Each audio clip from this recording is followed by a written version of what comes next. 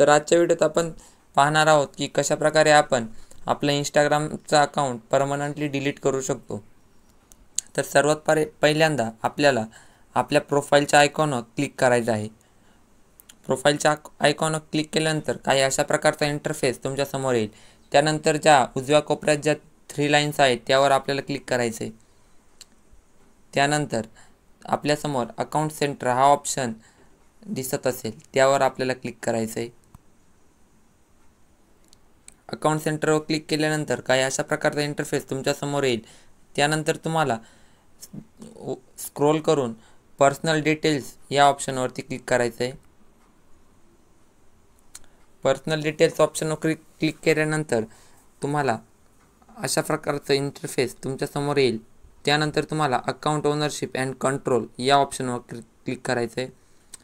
त्यानंतर फायनली तुम्हाला शेवट डिॲक्टिवेशन ऑर डिलिटेशन हा ऑप्शन तुमच्या समोर येईल, तर त्यावरती तुम्हाला क्लिक करायचं आहे।